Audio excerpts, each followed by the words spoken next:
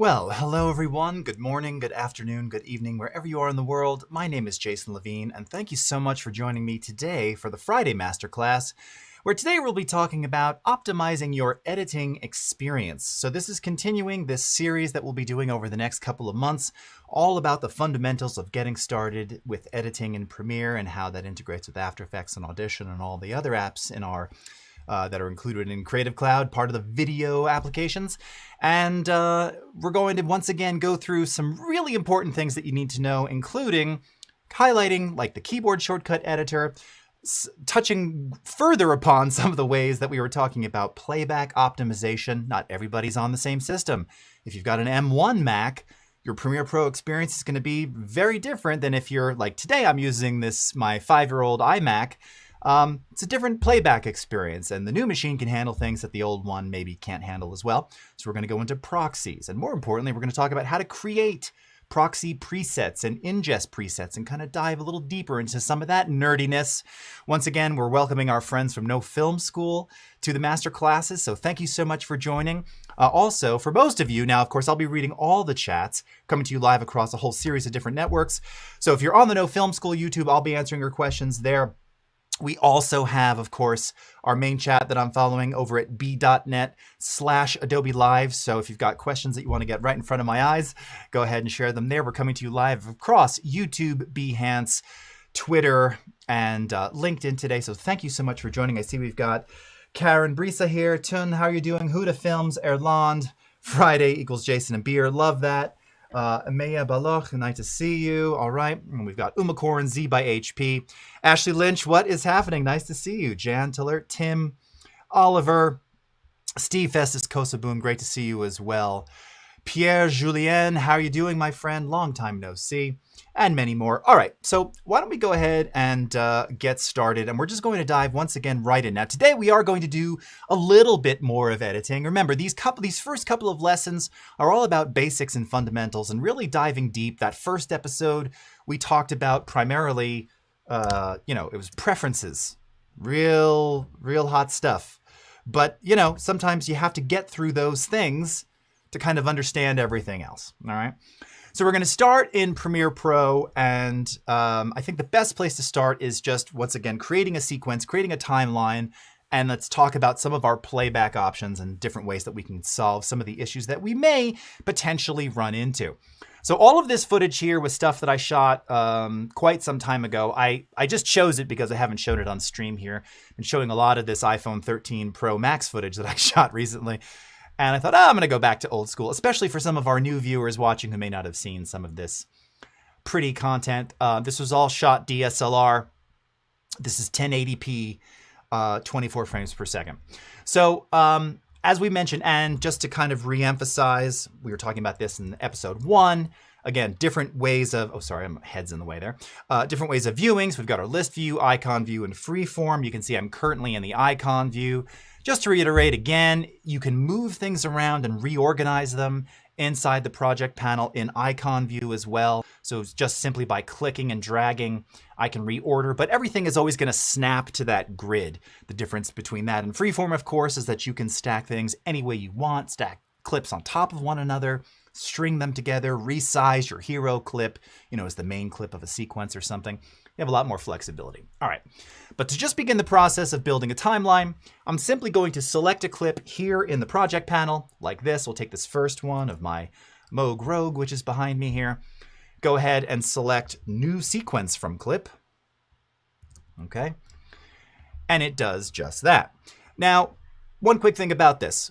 New sequence from clip, why it's great is because it's going to take the attributes of that clip, frame rate, frame size, aspect ratio, and build a sequence with those attributes. Now, something that I don't even think we went into in that first one, because as always, there's lots of different ways to do the same function in our Adobe apps.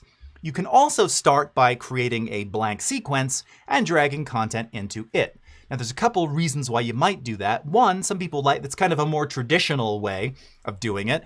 Nothing wrong with that. You can do that. Also, it also allows you to sort of customize beyond just the attributes of a single clip, other elements of a sequence. So how do we do that? So we're going to get into a little bit of that there, because again, that too can help inform and ultimately dictate some of your performance down the line, particularly if you're going to be working with mixed media. Remember, we talked about that in episode 1 of this series. One of the great things about Premiere is that you can have a 1080 timeline and throw 4K and 8K and 12, all the Ks could be in there. They could all live and exist in their native frame sizes too. And Premiere just lets you play, and they can be different formats, and it'll just do the work. But that doesn't mean that your playback experience, that your cutting and scrubbing experience is going to be optimized. So that's what we're going to really get into. But let's talk about building a sequence, a blank sequence from scratch. A couple ways to do it, of course, always up at the top, File, New, Sequence. All right, shortcut key N, same as the new item or new document in Photoshop, right? That's the other thing. Again, a lot of the keyboard shortcuts, same across the Adobe applications. You also have this button here at the bottom of the project panel, which is the new item button. And if you simply click on that, you'll get the same list of options that you have from the menu bar up at the top. So let's go into sequence. Now, one of the reasons that I don't actually talk about this too often anymore, and again, for those of you on the NFS side, this is probably going to be one of those elements that will be talked about or at least mentioned in the certifications that you'll ultimately do. So you want to be aware of this dialogue. One reason why me, as someone who shoots with, iPhone 13 and a couple of DSLRs, I don't typically go here because, again, I'm not using a ton of mixed footage. And also, I already know what I want to do. Now, if you have a specific format, or if you're working in a specific towards a specific output or something like that, then you may want to come in here and leverage some of the various presets. And if you just zoom in, you'll see there's categories for everything from, from ARRI, AVC Intra, AVC HD. A lot of these are sort of more broadcast specific formats, and the sequences as such were designed to follow certain broadcast standards. Digital SLR, again, now some of these you might say, how come there's no 4K DSLR preset? Yeah, because when these were made, I don't think DSLRs were shooting 4K then. We should certainly augment it with the new 4K preset. I'll show you how to modify it in a second here. But this kind of gives you an idea. Again, we talk about legacy formats and legacy elements. DV NTSC. NTSC is gone. Right? That tweet from about half a year ago, right? NTSC is gone here in the US. So, I mean, these are, if you're still working in DV NTSC or DV PAL, by all means, choose some of these presets. New sequence from clip will do the same thing anyway. And then you can see there's other ones for like ProRes RAW, for HDV, R3D workflows in a variety of different sizes. And here you can see these have been updated more recently because they're going all the way up to, I thought I just saw 7K, 8K. Maybe not. Oh, so yeah, we're missing, is it Dragon or Annihilator? I don't remember all their camera names anymore. So let's just, because I was talking about DSLR, let's just go into this one here. All right. So DSLR 1080p 24. That is in fact the format that all that content was shot in. All right. So this is going to give you, of course, just a description. And it even has, like the Canon EOS movie, full HD series. I mean, I guess it's still called that. I was once a Canon shooter. Some of this was shot on 5D and 7D. But it just gives you the attributes. Again, no surprises here. And then this is giving you the attributes of the sequence itself. So, number of video tracks, number of audio tracks, color space, super important, right? As we discussed in episodes 1 and 2, now that Premiere supports more than Rec 709, right? We've got these new HDR color spaces, Rec 2100. You have to be aware of what's in that sequence, right? And then from within this dialog, you'll notice up at the top of the sequence panel here, settings and tracks. So if you go into settings, this is the same as the new sequence dialog that we showed that first week. So this is where you can change the editing mode, right? And if you go in here, once again, you're going to see all kinds of various preset options, including just a custom one up at the top. So if you're thinking, well, I don't see iPhone, or I don't know what, just put it in custom or put it in DSLR. It actually doesn't really matter that much by today's standards working in today's machines. If you are working specifically with ARRI or some of those others, it may behoove you to choose one of those editing modes. Personally, never seen a massive amount of difference in the experience. The other things I'll show you will be more critical to bettering your playback and scrubbing. Video attributes, again, you can change your frame size, aspect ratio, no fields in this case, of course, color space, as just mentioned, okay? This is where all those things are set. Audio, sample rate, for most of us, it's going to be 48K. Actually, I'm curious in the chat, especially from No Film School, are any of you working in Premiere in 96K? Just because your master audio was captured in 96. I'm just curious. If you feel like chiming in, please do so. Now, video previews, this is important because, again, we'll get more into this later as we talk more about deep diving into editing. That's not today. That's another episode. But your video previews are super important because this is going to allow you to use those preview files. So let's say if you choose the default as iframe MPEG, but we'll often change that to ProRes to talk about that too.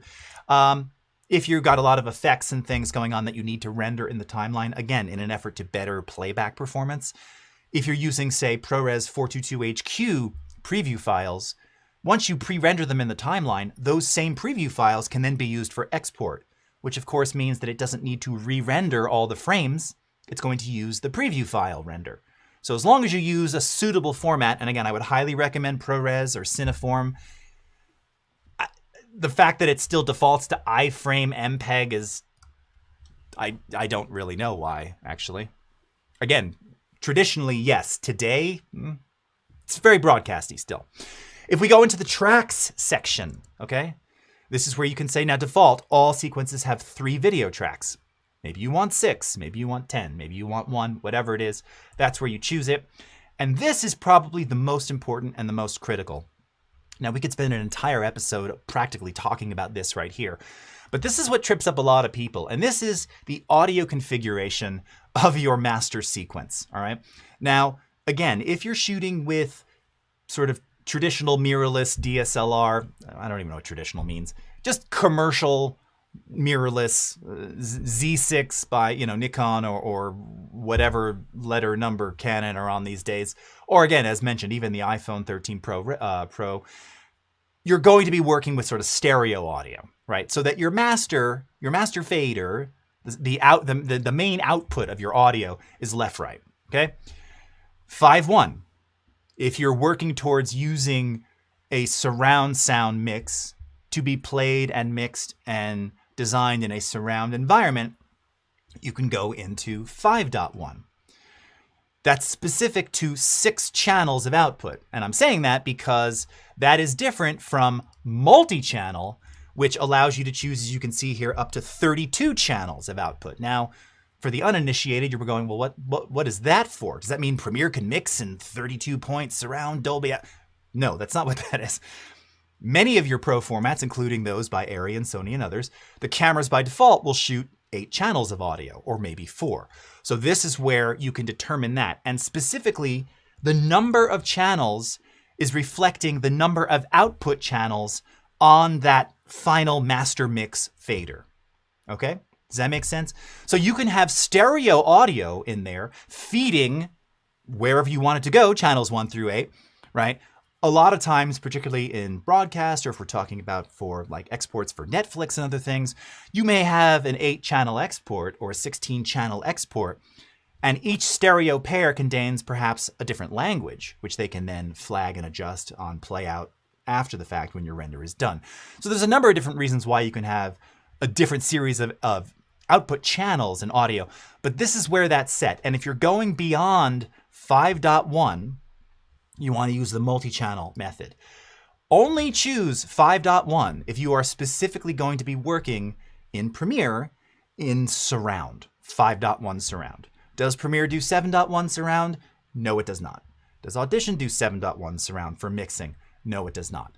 5.1 is currently the standard there. But again, you can still have more output channels regardless. But more output channels, 10 output channels doesn't mean or rather 12 output channels doesn't mean like 10.2, in other words, okay? So if you're looking to do surround mixing, Premiere and Audition, it's 5.1, but you can still have multi-channel outputs. And then here's where you can also determine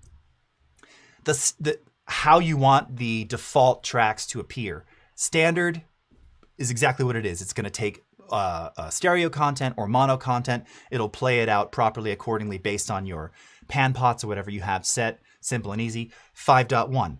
Now, typically you're not going to have 5.1 audio tracks by default unless your audio mix has already been done and you specifically want it delivered to you as a 5.1 interleaved audio file via WAV or AIF. What's an interleave file? It's one WAV file, or AIF, that has all 6 channels. So it's not stems, it's one file that lives in a 6-channel track, okay? So you're only going to choose that if you're going to be placing interleaved 5.1 mixes into those channels. This is a common mistake as well, right? Adaptive is just that. It's going to adapt to any type of audio file that you drop into there. This is most specifically useful when you're cutting in VR that has ambisonic audio soundtracks. Now, the current implementation, or I should say, well, it is the implementation, but limitation? That's not really the right word. The current ambisonic format that Premiere passes through is a 4-channel higher order ambisonic that has kind of become the standard for YouTube, for Facebook VR. So you'd want adaptive tracks in that case. And the files themselves are spit out the same way that interleaved multi-channel files are. I have like a Zoom H2 recorder and another Sennheiser one. And when it makes its .ambix file or whatever their particular format is, it comes out interleaved. So it's one file that contains all 4 channels, okay? And then you have mono, and then you have your submix tracks. And again, these are tracks that you'll have in your sequence by default that are meant to be submix or group bus tracks. I will seldom make those standard, but it just gives you the idea. And then of course you can also label these things. You can adjust the panning and balancing.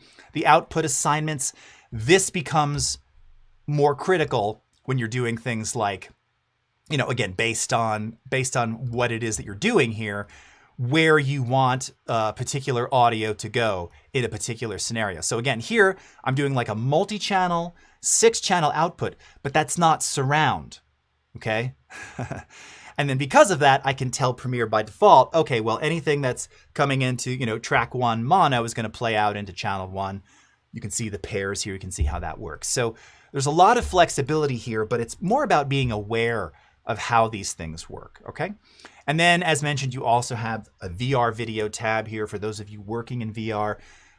This is where you only have equirectangular projection as an option. Equirectangular is the format that is required for Premiere to be able to take that side-by-side or over-under VR content. It can also be stereoscopic, but it has to be equirectangular, right? There's lots of different formats of VR, cube, and spherical, and different flavors. Equirectangular is what we want, okay? And you can modify those settings once you have that there. All right, let's go to the chats real quick. All right. All right, let's see. Pete is asking, am I going to try out the new Mac Studio? I hope so. Tun is asking, can you tell us something about different frame rates in different countries? Yes, well, very briefly. Sure. So again, just by default, sort of if you're in the US here, and for broadcast, we're more sort of commonly working in 29.97, non-drop, or 30. You know, if you're in other parts of Europe and the world, more standard would be 25 frames per second. If you are shooting and going for that film and cinematic look, even on a DSLR outside of country or wherever, 23976 or 24 frames is what achieves that particular motion blur that gives you that sort of film-like aesthetic. And then as you get into 50 and 60 FPS, again, think of how if you've watched videos on YouTube that are in 50 or 60, typically you're going to record in higher frame rates like that if you're trying to do some kind of a slow-mo. It's becoming more standard to do things like 1080 and 60 or 1080p and 50. I don't particularly like the look of that. It feels as digital as it is to me. My eye, it never adjusts to that pleasantly. I know many of the Sonys by default shoot like 1080p 60. And I mean, it looks nice. It's very continuous. It just doesn't have the same, I love like the 23 24 frame look. I like that a lot. And 30, whatever. But 60, 50, 60 for me, I'm not a huge fan all the time. Okay, so once you do that, you can give it a name. Okay, sequence 1, very descriptive. And then save that as a preset if you so desire and build your sequence just like that, okay? So again, you've got all these presets here. You can make your own, save them to fit whatever it is that you want in lieu of doing the new sequence from clip option, okay? All right. Yep, and Tuna is saying, yeah, 24 and 25 in the Netherlands for streams and news items. Without motion blur, it's unnatural. Exactly, and that's partly why, again, if you're shooting with a mirrorless or DSLR or on a, even, you know, if you're shooting in something like, what's the app on the iPhone that I'm forgetting right now? Someone will tell it to me. You can change the frame rate, shoot something in 60 frame, and then look at that same thing in 23976 or 24, depending upon which option your camera has, and look at the difference. And do some motion, do something where you're moving, and you're just going to see your eye is probably, maybe, I don't know, maybe it's a generational thing too. You know, I am not of this generation, so for me, that other kind of motion blurred, specific kind of look, it feels more natural to me. When I see 1080, 120 frame per second stuff, or even worse, like 1080, 48 frame, not so good. Not so good. For me personally, all right? And Cornell's asking, why are movies and theaters at 24? Same thing. It's that classic cinematic look. That's how you achieve that. If you don't want that, watch The Hobbit and that whole series, which was, you know, the HFR revolution that didn't quite take off because it was all 48 frames and it looked like episodic TV. You know, that's part of one of the things that you'll note if you're working in 50 or 60 is that it tends to look more like, yeah, like, you know, for those of you in the US, if you're in like General Hospital, it feels like a daytime TV show, right? Whereas 24 frame is going to give you that, well, it's this look, right? It's just kind of a little smoother. There's just something about it, right? This is being shot at 24 frame, okay? Not that you can really tell over a live stream anyway. Forget that example. Okay. What else we got? Okay. Dude fam, amazing stream. Thank you. We haven't even done it all that much. Appreciate that. All right. Checking other questions here. All right. Okay, Insta360 Footage, Huda Films is asking. He tried to import it, but it didn't work. Okay, I can't speak directly to that because I don't have an Insta360. Again, make sure you're exporting as equirectangular. It can be in H.264 or H.265, HEVC. We accept those formats. We'll accept MXF as well for VR. So, but I don't know what the Insta is spitting out. So check the specs. It has to be equirectangular. Again, maybe it's doing cube or something or some other flavor of VR, and that could be why Premiere doesn't work with it. Okay. All right, so once we have the footage in the timeline here, okay, we have, again, the ability to simply just begin working with this, cutting it, playing it back, whatever. I'm going to mute the sound here, and let's just play this back. Now, one other thing I want to point out here, another little tidbit. So you see this little green light that I have in the bottom left of my program monitor? That is the dropped frame indicator. Now, that I believe is not enabled by default. You're going to want to turn that on, specifically for optimizing your performance, because it's going to tell you as you're playing and cutting, am I dropping any frames? So if we click on the wrench menu here, that option to enable that is in this menu here. Okay, and it's right here, show dropped frame indicator. All right, you're going to want that turned on. Now, this being just sort of 1080 footage, and I don't have any effects on it or anything. I mean, it's not struggling at all. Not having a problem. Now I'm just curious. I'm going to drag a couple other clips in here. I don't think it's going to trip it up, even if I try to resize or do anything. Yeah, it's going to be hard for me to make this trip up. The point is that this is where, if you are having issues with this, you're going to modify your fractional playback settings. Now, we showed this last week. After Effects has it too. I showed it the first week. This is where it lives in Premiere. And again, this specifically here says playback the footage at 1/4 resolution. So as I'm cutting or playing back or scrubbing, it's in 1/4 res. And if we go, sort of more full screen here, by the way, I'm using the tilde key again, just hovering over a panel and hitting the tilde key on the US keyboard to do that. It's not going to be quite as sharp because we're viewing it at 1/4 res. But when I stop, you can see it's as sharp as day and night.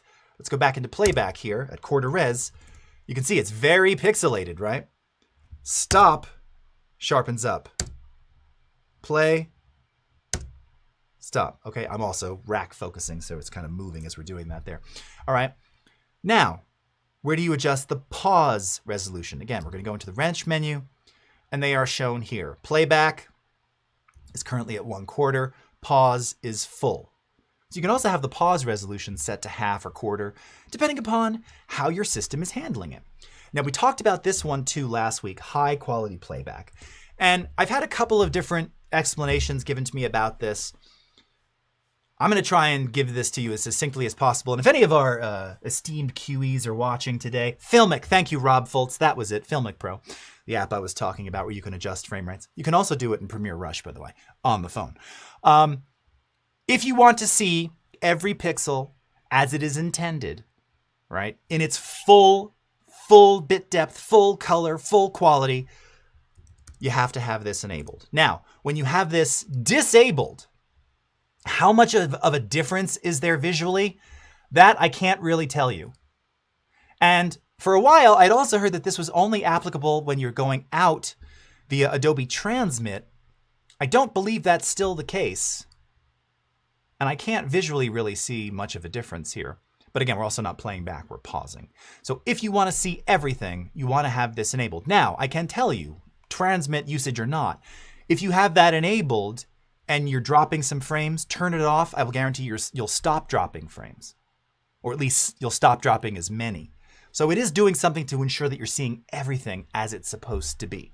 All right? Kind of hidden in the menu there. Why wouldn't you want it on? Well, you don't always need to see everything in its highest quality glory. And also, we're in a shrunken view here, so your eye isn't going to see maybe that much of a difference.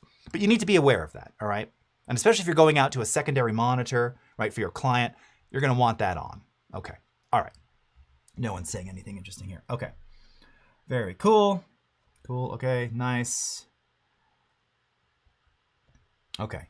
Karthik, what about creating a sequence in 4K? What is the sequence setting? 18:9? And how to export in 4K? All right, Karthik, you're asking a couple questions here. Again, if you were just to new sequence from clip, it's automatically going to create a sequence for you. Now, I don't know if you meant it to be 18:9, 16:9 is more standard, but again, aspect ratios are arbitrary. You can make it whatever you want. You can new sequence from clip, or even after the fact, if you go into the sequence settings for a particular sequence, you can still change the frame size and subsequently the aspect ratio. So let's say this was actually 1440 by 1080. You'll see that it will automatically now readjust to a 4:3 or, 2160 by 1080, a 2:1, or, 4160 by 3840, 13:12, whatever.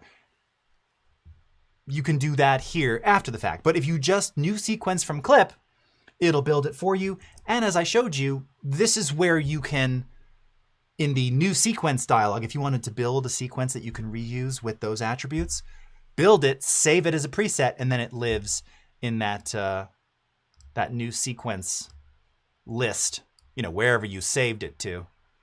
Actually, I think when you do user presets, they're at the bottom. I can't remember now. You'll see it here, okay? All right. And then exporting is the same. It's, we're not getting into export now, but export media. And then you would just choose, it'll automatically, it's always generally going to go to some kind of match source, which will match the aspect ratio and frame size. So, if it's an 16:9 or an 18:9, different aspect ratio, some of these presets aren't going to work. They're going to conform to their aspect ratio. So again, you could customize it here as well. But if you just do an export, don't choose a preset, match source, it will take the source attributes and apply those based on the format you choose here. Okay. All right. Oh my God, that whole time I don't think I took a breath. Nice tips. Okay. Shlomi, I have need to install the plugin. Oh, okay, Shlomi's got it. So yeah, there may also be a plugin that does that conversion for you. I used to use a Gear 360 by Samsung, and they had something which was Windows only. And thankfully I had my little old Windows laptop. I think it was called like Action Director. And basically you have to shoot the footage in the camera, transfer it to this laptop, convert it in Action Director to an equirectangular H.265 HEVC, and then I could bring that into Premiere natively. So that's how that had to be done. And that's pretty common. Some cameras today, it's my understanding, some of them actually on the fly are creating the equirectangular output file as you're recording. So there's no like post transcode necessary, but not all of them do that. All right. So we talked a little bit about some of these playback controls here, okay?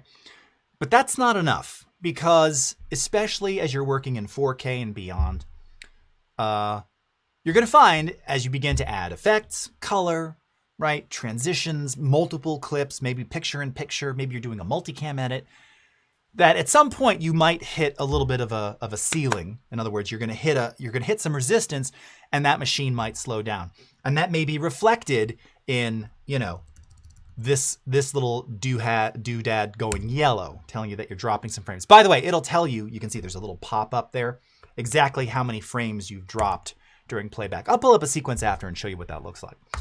So this is where now we want to deal with, or we want to talk about creating proxy files. Now, I showed you the initial implementation of proxies a while back and how those work. And I want to kind of get more into it now, but specifically we're going to talk about how to create a proxy that uses an overlay or a watermark, okay? Because as I may have described, when you have a proxy file, the whole point of it is to have a smaller, lightweight version of your native media, again, so that you can get better playback, scrubbing, cutting performance. And depending upon the attributes of said proxy, you know, if you're going from, say, 8K to a 720p proxy, yes, when you enable proxies, you'll know, because it's just going to look softer on screen, right? You're going from 720p to, you know, 6000p or whatever that's not that much, but you get the idea. You'll notice. But if you're going, say, from 4K to 720 or even 1080 to 720, it may not be as visually as obvious that you're cutting in proxies. Now, what does that even matter? I guess it doesn't, but if you want to create proxies and you want no confusion and you want to ensure that maybe you're doing dailies or these are your rushes and you're distributing them, and you want to add some kind of a brand or a watermark, this is why you want to create specific ingest presets for your proxy creation. So stick with me. This is going to get a little confusing. I'm hoping that this is one of the UI UX experiences that we ultimately revisit sooner than later. But let's talk about how you do that. Now,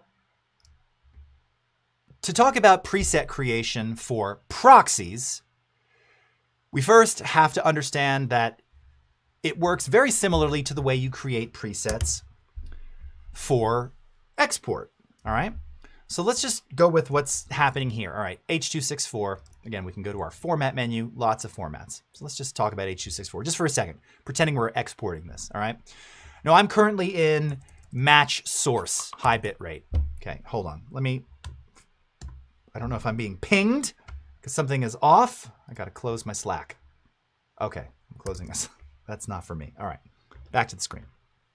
Okay, sorry about that, getting all those notifications there. So you have all these different tabs down here that allow you to customize what that preset will be. Now, as mentioned, if you use match source, it looks at the source and then it matches all of those attributes based on the format. So that's the easiest way. Now, that doesn't mean that's the best looking output, right? It's just matching the source, and it's using a high bit rate, which is sort of an arbitrary use of the word high bit rate, because high is what's high to one is not to another, and it also depends on, are we talking 4K or 1080p? All right. Now, specifically in the effects section, this is where we can do a number of things. And this is going to apply to this notion of creating proxies, all right? Because one of the things you might want to do with a proxy, and in fact, here, let me choose a different clip, or rather a different part of it. Actually, I could have just done this right here. Because this footage was shot a bit more flat. Maybe you want to add a look or a LUT to your daily content, to your rushes, to your dailies. Or again, maybe you want to edit in this and you don't want to edit with like creamy, flat looking stuff. You want to give it kind of the look that you may ultimately use. You can apply a look to the footage as it builds those proxies. The looks are all of the various looks that we have in Lumetri. And you can see as I'm scrolling through them, it's just giving you, again, a different color, a different look to your footage. So the idea is that if I wanted to apply one of these looks to this footage for my proxies so that I don't have to look at it kind of in its, creamy, desaturated, decontrasted, original flavor, I can do that in the preset. Again, here's the before, there's the after, okay? That particular one isn't significantly different. Like gold heat. All right, it's much different. Okay, you get the idea. So looks and LUTs. Image overlays.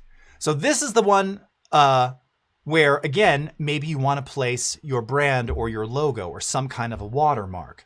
So here I can turn on image overlay. I can choose said image overlay. And let's do JP_logo. .png. All right, there it is. I'll open that. And there's my JP logo. And then I can say, where do I want it to go? I want to go bottom right. All right. And now this becomes an element that I could save as part of my preset. I can adjust the opacity. So again, maybe for my watermark, for the proxies, I want it like 50% or maybe even less, maybe like 25%. Okay. Just so that the editor knows you're working on proxy footage. This is the property of, that was my never finished travel series called Jace's Places. That's what that logo's from. But you can add image overlays, all right? Name overlay, same thing. You can have the file name of your footage in there, all right? Time code overlay, same thing. You can choose the kind of time code that it is. All right, and we're not going to get into these other attributes. These are less likely to be used on proxies. Okay, now the reason I'm showing you this here is because to create the ingest proxy preset, I told you it's a little backwards. You first have to create your export preset, which you're going to use as the basis of your ingest preset. Makes sense. It might. It doesn't matter if it does or it doesn't. This is how you do it, okay? And to do that, we have to do that in Media Encoder. So we're going to go into Media Encoder. Now, if you've never been in here before, let me just move this so I'm not in the way. All right, if you've never been in here before, pretty straightforward. In the preset browser, you have, of course, all of the same presets that you have in Media Encoder, but you also have ingest presets, which you'll see inside of the ingest dialog. Okay, we'll get there in a minute. Now, as mentioned, to create a preset that has your watermark or logo for proxies, you actually have to create the export preset first. So I'm going to click on the plus sign here, and we're going to call that an encoding preset. All right, so we're going to create an encoding preset. And when I do that, it pulls up this new preset window. So we can give it a name, and we'll call this, I want to use ProRes for this, so it's going to be ProRes LT with JP logo. Format, it's going to be QuickTime, all right? Based on preset. Now, if you already have a preset with the attributes that you want, you can choose that. Or you can just go to like a specific format, which in this case, I'm going to use ProRes 422 LT. You can add some comments, what you want to use it for, that's up to you. And then you have the effects tab, just like I showed you, okay? Now, before we get there, remember, specifically, I want the frame size of this to be smaller by design. Regardless of what the original footage is, I want these proxies to be 720p. So this is where I don't want to just match source. I'm going to uncheck the property source value here, which is now going to make the width and height available to me. So I can change this to 720p, all right? And now that becomes the frame size of that proxy. Again, I can adjust frame rate, but I want to keep that based on the source, right? We might have mixed frame rates based on camera. Field order, it's not going to change, but same thing. Aspect, you get the idea, okay? And then you have other options in here in terms of bit depth. Now, this is, again, a question. Do we want to do the highest bit depth possible for the proxy? No. That's going to significantly increase the file size and make it less lightweight. So we want to keep it in 8-bit, all right? You've got a couple other settings here. Again, most of these you're not going to have to change. We're using this as kind of the dummy setting for our ingest preset. Now we're going to go over to effects. And again, this is where we could add a look if we want. Now, I don't want to add a look to anything because I have a lot of different mixed media here, but I do want to use the image overlay. So once again, I'm going to go back to my JP logo. I'll call this JP logo, right? PNG. There it is. Okay. Position, bottom right. Opacity, 25%. Okay. Now, if I wanted to also include, you know, the name, the clip name, I could do that. If I also want to include time code in those proxies, I could do that too. I don't want that for me, so I'm going to keep those unchecked. Once I've got everything the way I want it now, I'm going to click OK. Oh, and by the way, I can choose whether or not these have audio. I'll leave that on, of course. Click OK. All right. And there it is. ProRes LT with JP logo. Okay. And that specifically, again, is an encoding preset. So now I'm going to take from here, I can also just right click, by the way, and I'm going to create an encoding preset. So this is what we're going to use to ingest and create those proxies. So let's go ahead. Did I just say create encoding preset? Create ingest preset. I'm confusing myself. Well, we made it easy. Okay. So the preset name is going to be ProRes LT with JP logo for proxy. Very descriptive. Okay. Use this to watermark all proxy footage. Okay. And then you have the option here. Do you want to copy files to another destination? All right. I don't need to do that. Do we want to transcode the files? Yes, because we want to do this in ProRes LT, right? Now, here's, again, one little tricky thing. It asks you to give it a destination.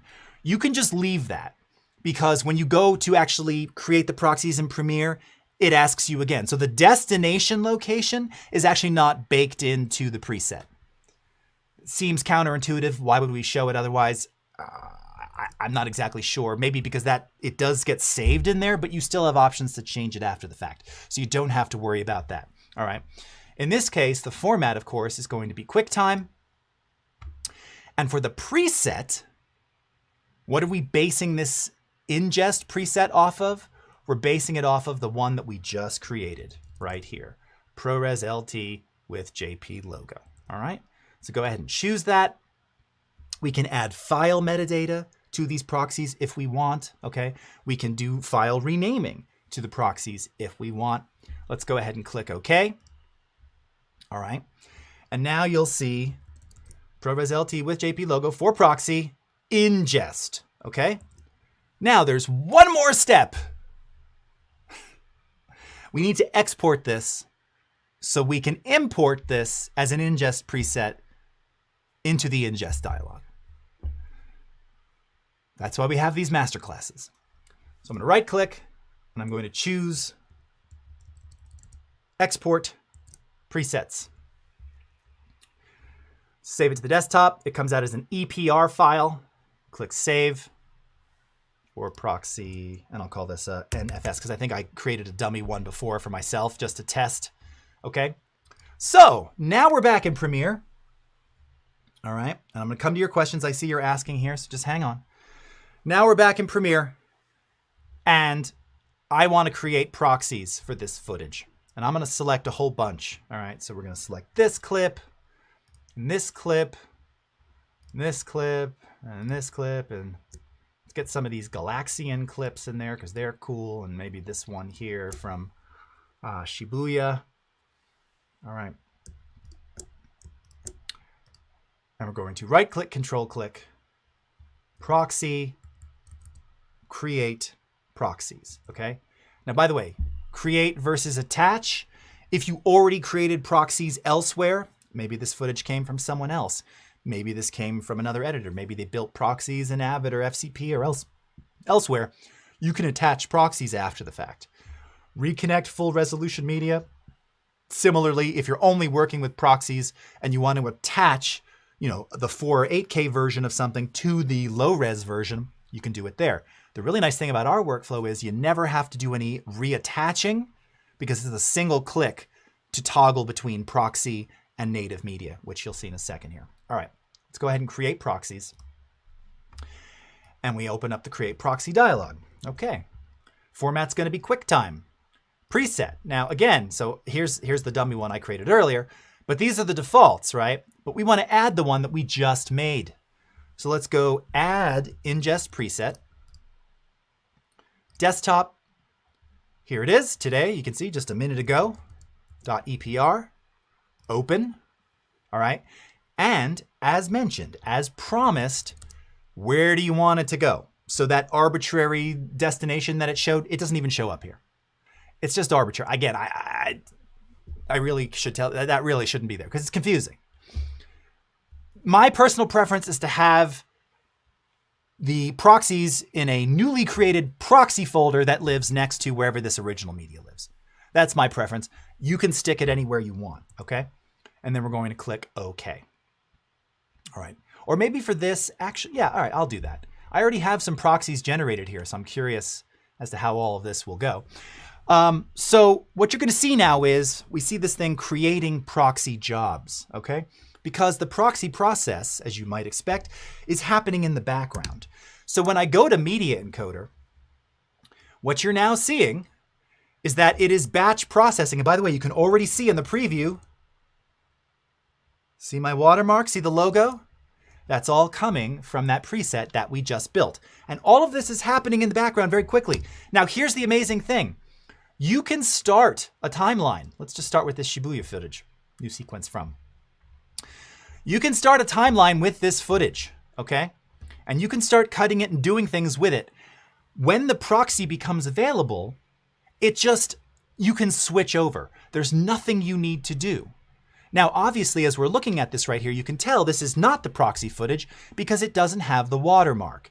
So how do we know that we're working with proxies? Well, that's going to involve enabling or revealing the toggle proxy button, which you're going to find in the button editor, right? So we looked at that in our first episode as well. So in the button editor, the one you're looking for, it's already in my buttons, is this one here, toggle proxies. So if you don't have it, again, you just drag it, click and drag down into the buttons that you want. That's what it looks like, okay? So now with this clip in the timeline, when I click toggle proxy, now you know we're working on our proxy footage. Turn it off. Now, can you see why I added that watermark? Because to the naked eye, I mean, the footage didn't look too different. Now, again, it doesn't really matter, but if you're wondering, here's the case in point. If you are editing with a lot of footage, you're going, God, why is it so sluggish? I just made all these proxies. Well, sometimes you can't tell. Maybe you've turned proxies on, but you took the button out of there, so you don't even know. If you've got the watermark, you know. And now you can troubleshoot other reasons why you might not be getting the performance you should be getting, all right? But as mentioned, so now when we drag our clips in here, okay, do all this stuff, just muting everything so we don't have any of this audio in here. All right, oh, and that footage, this is 4K down here, so these are 1080 clips, that's fine. Again, the proxy is still 720p. And case in point, ProRes 422 LT is so good that visually, now again, if we were looking at this full screen, yeah, I mean, I can already see it's a little softer, right? So here's the non-proxy, here's the proxy. It's a little softer. You're probably not even seeing that difference on stream, but that's how good the format is. Now, if you were doing this in H.264, it's going to be way more noticeable, 4K to 720p. H.264 is a very heavily compressed format. Not ideal for proxies either, as we discussed in episode 1. Highly recommend DNX HD, GoPro Cineform, or ProRes, Proxy, LT, whatever. Not HQ or 444. They're too big, too heavy by design. You don't need that for a proxy. All right. Okay, so let me understand. When I do the export the export is created from the original file and not from the proxy. So why add LUTs in export settings and not in timeline? Proxy is meant for me to work faster. Again, you're doing it in the ingest preset just so that in the case of, I can give you an example of an editor friend of mine. They really despise working with flat footage. It breaks their whole vibe. So I created a preset for them that automatically bakes in, when it's creating the proxy, a look. So there's no additional overhead. You're not making the file heavier or lighter. It's baked into the export. So yes, you could not apply it and then apply the look in the timeline, right? But that's adding a layer of something on top of that, adding to the playback complexity. Absolutely do that. I seldom ever apply looks to proxies. It's just some people like to work that way. So it's just I was just trying to show you that that's how you create a preset that does that on whether it's ingest or export or whatever. Okay, so you don't have to do it that way. That's just one way to do it. All right. Tun Verhoeven, imagine you sent the client a proxy render. That would be embarrassing. Okay, so here's the amazing thing now, Tun. So years ago when we introduced this feature, you actually had to turn this off. In other words, you had to go back to the native footage. And this is a great question. Watch this though. So I'm working in Proxy. I do my whole edit. I don't ever get out of Proxy mode because I'm creating my final footage. I'm working towards the end and I get done. I'm like, cool. Choose my thing, do my preset, export, whatever. Do you notice something? You notice something missing? So now by design, by default, it is using the native footage for export. It knows, even if I'm in proxy mode in Premiere, when I send this to export, don't export the proxies. It knows that, okay? Now, you do have an option here to use the proxies if you want to. Okay, you can see I turned it on. Sorry, it was a little delayed. Turn it on. Now we're using the proxies. It is off by default, which means it's going to use your native footage by default. Excellent question, my friend. Wonderful. Javon Towns, are you currently using Camtasia for filming these tutorials? No. So this is all live stream, so no Camtasia. The software I use for live streaming is Wirecast Pro. Okay, all right. So now that you have these proxies, your playback is going to be infinitely better. And now you, based on your machine, which may have been sluggish before, you may very likely be able to do full quality, playback, scrub, cut, whatever it is. By the way, here, I'm just going to scale these up just so that's just going to drive me crazy visually. All right.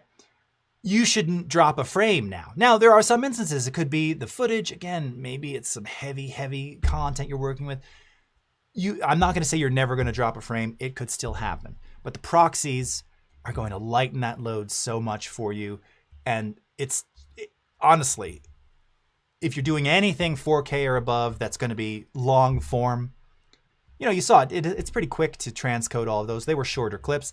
If you got a lot of long media, and it's a 1-minute edit, maybe you don't make proxies. Maybe you can just edit the whole thing in 8th res, right?